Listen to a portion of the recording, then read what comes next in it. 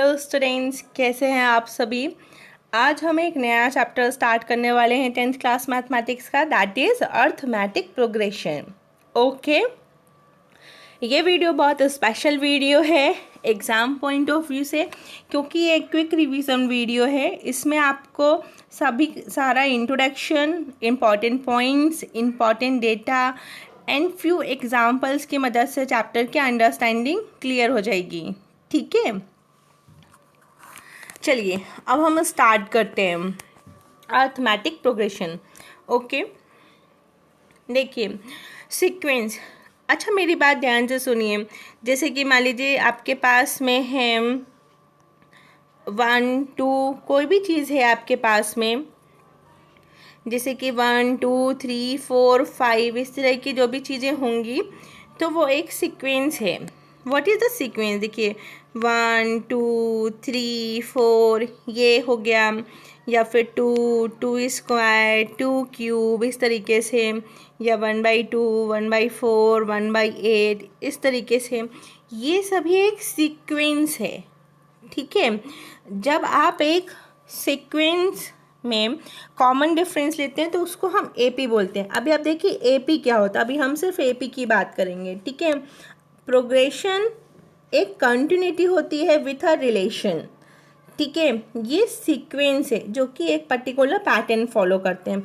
अभी आप कंफ्यूज मत होइएगा, अभी हम सिर्फ एपी पे बात करते हैं। मान लीजिए आपके पास कोई एक सीक्वेंस है A1 A2 A3 that dash AN and so on. ठीक है, जिसमें A2 क्या है? What is A2? A1 plus D, मतलब कि एक कांस्टेंट कोई नंबर है D, जिसे आप A1 में ऐड कर रहे हैं तो आपको A2 मिल रहा है। आपने A2 में वही D ऐड किया तो आपको A3 मिल रहा है। इसी तरीके से आप सीरीज़ को बढ़ाते चले जाइए। ठीक है, इस तरह के प्रोग्रेशन को, इस तरह के सीक्वेंस को हम लोग अर्थमेटिक प्रोग्रेशन बोलते हैं। आप ऐसे भी समझ सकते हैं कि जैसे कि A3 minus A2 is equal to D, या A2 minus A1 is equal to D। ठीक है, यहाँ पे D क्या है? What is D? D जो होता है ना, D क्या होता है? Common difference. ठीक है, ये A क्या है? First number. ठीक है, आप हमेशा याद रखना, हमेशा फर्स्ट टर्म क्या होगी? A। फर्स्ट टर्म हमेशा A होगी। दो डिजिट का, दो टर्म्स का जो डिफरेंस होगा that is a small d which is known as common difference. ठीक है, ये बहुत इम्पॉर्टेंट पॉइंट है कि d जो है वो ज़ीरो भी हो सकता है, पॉजिटिव भी हो सकता है और निगेटिव भी हो सकता है। ठीक है, an क्या है? nth term. देखिए टर्म्स की अगर हम लोग बात करेंगे ना, तो जैसे अगर हमने बोला A1 that is first term, A2 that is second term, A3 ये क्या हो गई? Third term. इसी तरीके से आप इंक्रीज करते जाइए तो AN क्या आ जाएगी? nth term. ओके, ये आया ना समझ में? इसको हम लोग जनरल टर्म भी बोलते हैं। ठीक है, ये हमारे पास एग्जाम्पल है एपी के। मैंने आपसे क्या बोला था? D can be zero, positive और निगेटिव। अब हम लोग फर्स्ट एग्जाम्पल देखते हैं। 1 2 3 4, 2 minus 1 is equal to 1, 3 minus 2 is equal to 1, 4 minus 3 is equal to 1। Common difference क्या है? कांस्टेंट 1। कॉमन डिफरेंस सब में एक जैसा है, इसलिए आपकी 1 2 3 4 ये जो सीरीज़ है वो क्या हो जाएगी? Arithmetic progression. ठीक है, सेकंड में आप बताइए क्या आएगा? Okay, 70 minus 100 that is minus 30, 40 minus 70 minus 30, 10 minus 40 minus 30। ठीक है, तो ये देखिए ये यहाँ पे पॉजिटिव हो गया कॉमन डिफरेंस, यहाँ पे नेगेटिव हो गया कॉमन डिफरेंस। अब ये थर्ड देखिए 3 3 3 3 3 3 3, इसमें डी क्या होगा? ज़ीरो। ये वाला एग्जाम्पल बहुत इम्पॉर्टेंट है क्योंकि इसमें बच्चे बहुत आसानी से कंफ्यूज हो सकते हैं। उन्हें लगेगा कि ये सीक्वेंस है, ये एपी है ही नहीं।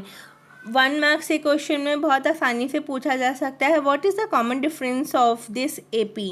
ठीक है, इज इट ए पी और not, what is the next term of this A P.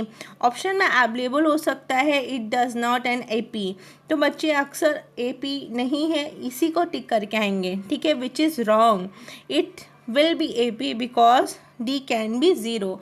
D जो है हमारा वो ज़ीरो हो सकता है, इसलिए ये भी हमारी ए पी है। ठीक है, इसमें आप बताइए what is the common difference. Okay, अब ये देखिए, ये जो है जनरल फॉर्म है कि ए पहली टर्म में हमने डी जोड़ा, फिर हमने सेकंड टर्म में भी डी जोड़ा, तो हमें क्या मिल जाएगा, ए प्लस 2d। इसी तरीके से हमने फिर इसमें एक डी जोड़ा तो हमें क्या मिल जाएगा, ए प्लस 3d। अच्छा बच्चों, आपकी फर्स्ट एक्सरसाइज में इसी तरह के क्वेश्चन है कि ये ए पी है या नहीं है। आप एग्ज़ाम में बहुत ध्यान देना, कभी कभी क्या होता है कि शुरू के जो 3 टर्म्स होते हैं, यानी शुरू के जो 3 कॉमन डिफरेंस होते हैं वो एक जैसे आते हैं, लेकिन जब आप चौथा कॉमन डिफरेंस निकालते हैं तो वो अलग आता है। हम जनरली क्या करते हैं कि 3 निकालते हैं और फिर क्वेश्चन को छोड़ देते हैं ये लिख के कि वो एक एपी है, एक्चुअल में वो एपी नहीं होता है। इस टाइप के भी क्वेश्चन आते हैं। जैसे आप ये देखिए, हमने एक एग्जांपल लिया 1 2 3 4 5, आप इसे देखेंगे तो कॉमन डिफरेंस 1 आएगा, इसे देखेंगे तो कॉमन डिफरेंस 1 आएगा, इसे देखेंगे तो कॉमन डिफरेंस 1 आएगा। ठीक है, बच्चे जनरली यहीं पे देख के लिख देते हैं कि ये एक एपी है, ये इसका कॉमन डिफरेंस निकालते ही नहीं है। ऐसा मत करना, हमेशा 4 टर्म्स का निकाल के देखना, उसके बाद ही जज करना कि वो एपी है या नहीं है। ठीक है, अब ये देखिए, ये जो अभी तक आपने पढ़ा, इससे आप एनसीईआरटी के एक्सरसाइज 1 सॉल्व कर सकते हैं बहुत आसानी से। ठीक है, अब हम नेक्स्ट टॉपिक पढ़ेंगे, ये बहुत इंपॉर्टेंट है ये भी, nth टर्म ऑफ एपी। ठीक है, nth टर्म ऑफ एपी तो क्या होती है nth term, a n is equal to a plus n minus 1 d, जहाँ पे डी कॉमन डिफरेंस है, ए फर्स्ट टर्म है और एन क्या है, nth टर्म। ठीक है, जैसे कि मान लीजिए आपको किसी एग्जाम्पल में बोल देगा, देखिए आपको मैं समझाती हूँ एक एग्जाम्पल के थ्रू। जैसे आपको क्वेश्चन में गिवन है if a is 1 d is 1 then find the 4th term. ठीक है, तो आप कैसे फाइंड करेंगे, देखिए 1 + 4 - 1 × 1, 1 + 3 दैट इज़ इक्वल टू 4। अगर आपके पास A1 है, D1 है, N4 है, तो A 4th टर्म क्या होगी, 4। इस तरीके से आप इस फॉर्मूला का इस्तेमाल कर सकते हैं। ये जो नेक्स्ट है ये बहुत ज़्यादा इम्पॉर्टेंट है, एग्ज़ाम में ज़्यादातर क्वेश्चन इसी से आते हैं। nth term of AP from the and. बच्चों, इसमें भी क्वेश्चन बहुत ध्यान से पढ़ना कि nth टर्म स्टार्टिंग से पूछ रहे हैं या फिर एंड से पूछ रहे हैं। ठीक है ना, आप फ्रॉम दी एंड में 2 तरीके हैं फाइंड करने के। क्या है वो 2 तरीके, देखिए ये है फर्स्ट, अगर हमारे पास फर्स्ट टर्म गिवन है, कॉमन डिफरेंस गिवन है, टोटल टर्म्स कितने गिवन है m, और आपसे कह रहा है कि nth टर्म फाइंड कीजिए, तब आप an इज इक्वल टू क्या लिखेंगे, डायरेक्ट फॉर्मूला है a plus m minus 1 × d।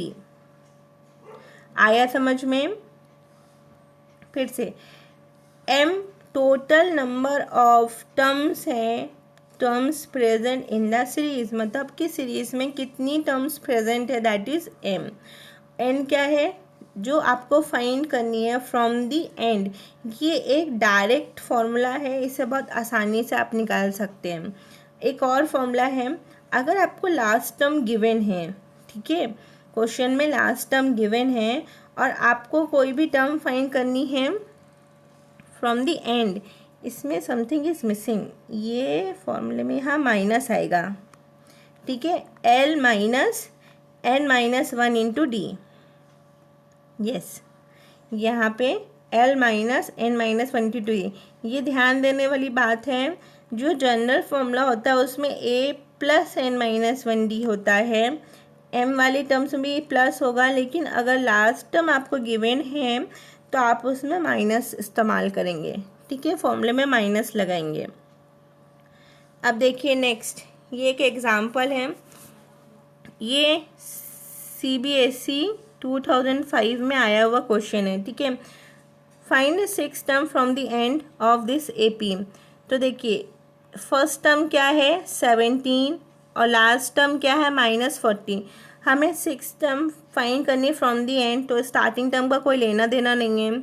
हमने लास्ट टर्म लिखी -40, कॉमन डिफरेंस हम जैसे निकालते हैं वैसे निकालेंगे, इस पॉइंट पे ध्यान देना, बच्चे यहीं गलती करते हैं। 14 - 17 तो कॉमन डिफरेंस आया -3 और फर्स्ट टर्म क्या आ गई 17, ठीक है। अब क्या होगा 6 term from the and, formula देखिए L - M - 1 × D। L क्या था -40, माइनस का साइन लगाया, N की जगह पे 6 रखा और D की जगह पे -3। पहले ये वाला माइनस और ये माइनस सॉल्व किया तो प्लस आया, 6 5 - 1 हुआ तो 5 and this is 3 and -40 15, now we get the -25। तो क्या हो गया 6 टर्म फ्रॉम द एंड हमें क्या मिली -25, ओके। उससे बहुत लास्ट टॉपिक से बहुत इम्पॉर्टेंट क्वेश्चंस आते हैं, हम जब NCERT के क्वेश्चंस का वीडियो सॉल्व करेंगे तो उसे सॉल्व करेंगे। ये आपको पॉइंट समझ में आया ना? प्लीज़ बेसिक मैथमेटिक्स में बिल्कुल गलती मत कीजिएगा, ध्यान दीजिएगा, एग्जाम में इस तरह के क्वेश्चन अक्सर आते हैं। ये एग्ज़ाम पॉइंट ऑफ व्यू से वीडियो है, तो आपको बता दूं कि अगर आपने यहाँ पे वापस लिखते 6 term of the end from the and, तो आप ये साइन लगाते हैं, इसको इम्प्लाइज बोलते हैं। ये बताता है कि ये पूरी जो इक्वेशन है ये प्रीवियस इक्वेशन के इक्वल है, ठीक है। बहुत सिस्टमैटिक लिखिएगा अगर आप बहुत अच्छे मार्क्स चाहते हैं एग्ज़ाम में। तो now this is the last formula of this chapter, that is sum to nth term of the AP। मान लीजिए आपके पास कोई AP गिवन है 3 4, दैट इज दिस इज मान लीजिए 10, ठीक है। आपके पास ये AP गिवन है और आपको बोल रहा है कि आप सीरीज़ का सम फाइंड कीजिए। तो इसमें दो फॉर्मूले होते हैं, एक जिसमें लास्ट टर्म नहीं गिवन है वो ये है, एक जिसमें लास्ट टर्म गिवन है।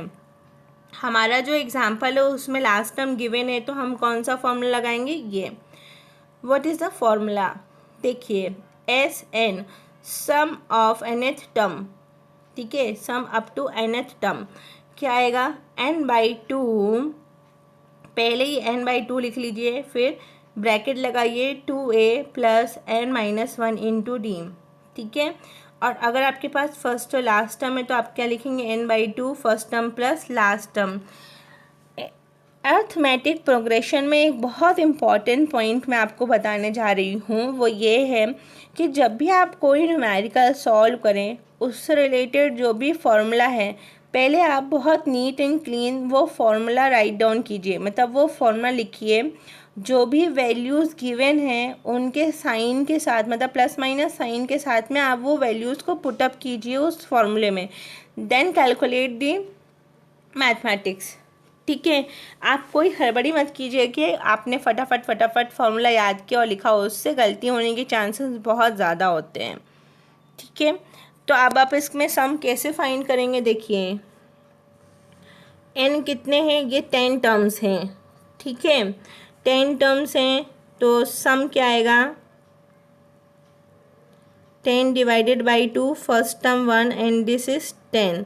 आप इसे सॉल्व करेंगे 5 × 11, that is 55, this will be the answer, ठीक है।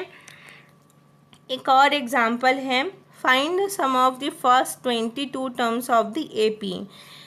n क्या हो गया 22, ठीक है। फर्स्ट टर्म हमेशा फर्स्ट जो डिजिट होती है that is first term from the starting.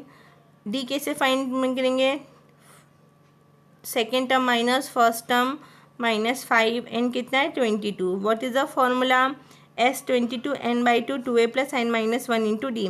सबसे पहले आप फॉर्मूला ही लिखेंगे, फिर देखिए आप पूरी वैल्यू पुट करेंगे, ये साइन आपको बताया ये इम्पॉर्टेंट है। और आपने ये वैल्यू सॉल्व करी and then you get the answer.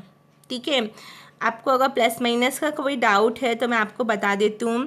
पहले ब्रैकेट सॉल्व होता है तो ये माइनस साइन और ये प्लस साइन का मल्टीप्लिकेशन होगा, तो आपको क्या मिलेगा, माइनस साइन ही मिलेगा। ये देखिए ये माइनस साइन आया।